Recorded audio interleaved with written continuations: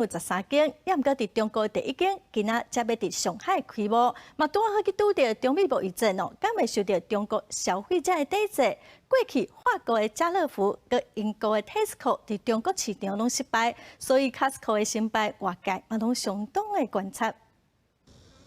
伫咧美国正出名的大卖场 Costco 头一间设伫咧中国的实体店面，这礼拜伫咧上海要开幕咯。这个港有真侪当地民众趁正式营运进程，进来加入会员。我之前一直都是在国外或者境外有 Costco 的地方，朋友带进去，因为没有会员卡，可以在非会员进去买，所以每次国外回来就很多箱东西买回来。然后上海有了，我就第一时间来办会员卡。 Costco 早就伫咧5年前透过阿里巴巴旗下天鸟国际网购平台拍入中国的市场。经过评估，即阵总算有头一间实体店面，人气主要是设定伫咧中国的中产阶级，保守目标是吸引至少10万个会员。不过伫咧即个时机点，海外量贩店想要伫咧中国徛起是真无简单，因为无够了解中国消费者的习惯，也阁有拍袂过本土零售业者强势竞争等等的因素。即几年包括法国的家乐福，也有英国的特异购在内，已经有袂少外国的大型连锁超市豆豆退出中国。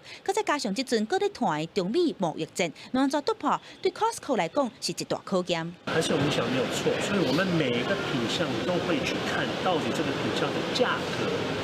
可不可以卖，所以就变成有的品项真的实在太贵了，所以我们转一个区，比如说一些生鲜，如果本来从美国进，我们现在转到澳洲，假设。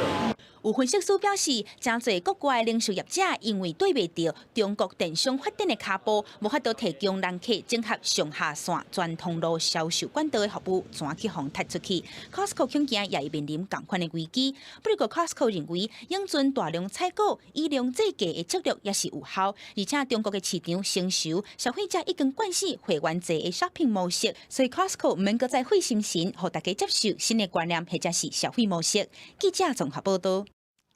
来看。